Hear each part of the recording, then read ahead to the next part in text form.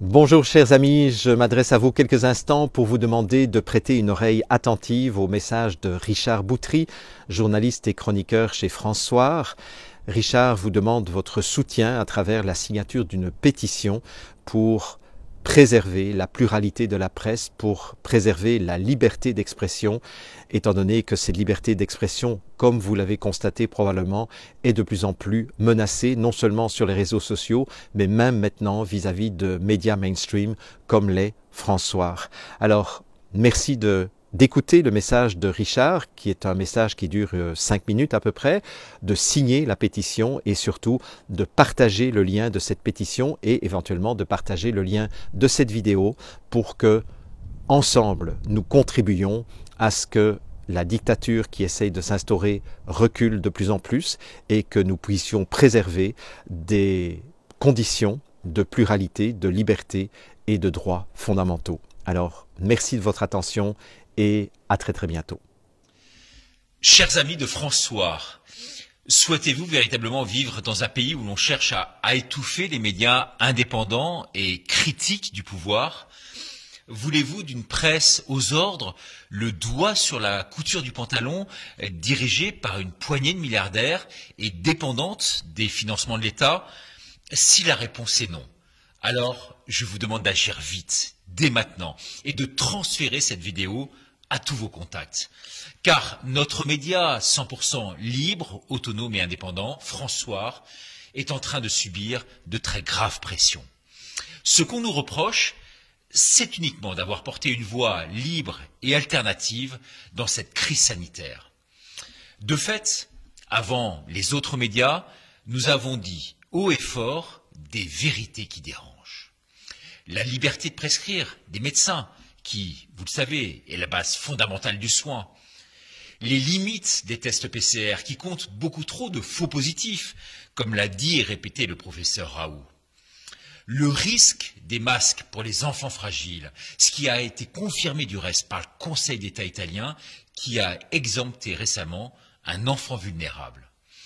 Les véritables origines de cette pandémie et le rôle très controversé du laboratoire P4 de Wuhan, ce qui est désormais admis par le très respecté Washington Post. L'efficacité également de certains traitements en phase précoce contre la Covid, comme la vitamine D, l'ivermectine, validés par des dizaines d'études scientifiques. Les dégâts du confinement et sa faible utilité, ce qui a été confirmé là aussi implicitement par le refus d'Emmanuel Macron de reconfiner sur la plupart de ces sujets. Les médias classiques ont fini par nous donner raison, ou commencent à le faire. Par exemple, sur le remdesivir, un traitement fort coûteux, nous étions le premier média à dénoncer les effets toxiques, le jeu du laboratoire Gilead, la légèreté de l'Agence européenne du médicament, et cela 6 mois avant les autres. Mais à force de dire avant tout le monde, eh bien, ces vérités qui dérangent, nous avons subi d'énormes pressions. Par exemple, la chaîne YouTube nous a censurés pendant 10 jours, nous privant ainsi d'une source essentielle de médiatisation. Google et Facebook ont fortement réduit notre visibilité et donc cette capacité, cette possibilité de rendre l'information accessible à tous.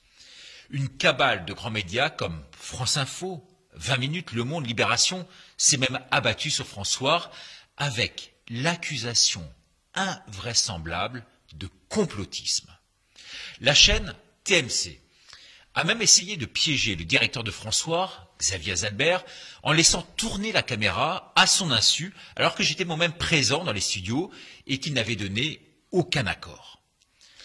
Et pour couronner le tout, le 29 janvier dernier, la ministre de la Culture, Roselyne Bachelot, a demandé à ce que soit réexaminé le certificat officiel qui reconnaît France Soir comme organe de presse.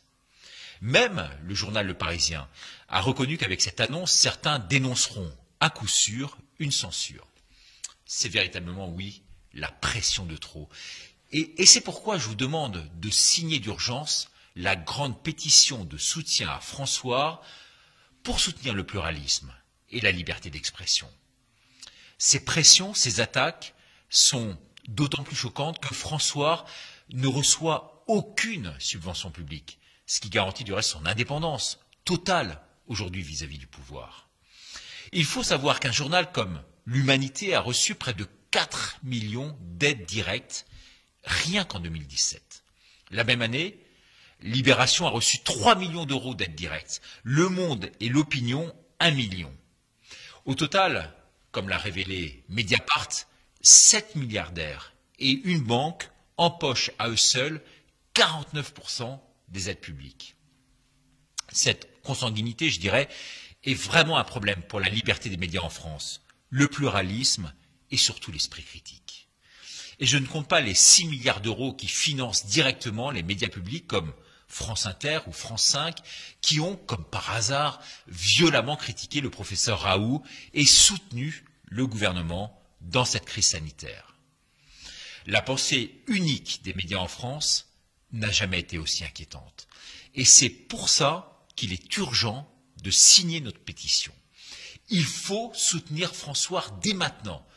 C'est l'un des rares médias indépendants qui favorise le pluralisme, l'esprit critique et donc cette liberté d'expression. Je vous remercie donc de signer cette pétition de soutien maintenant et donc de la transférer à tous vos contacts. Je compte sur vous et je vous remercie beaucoup.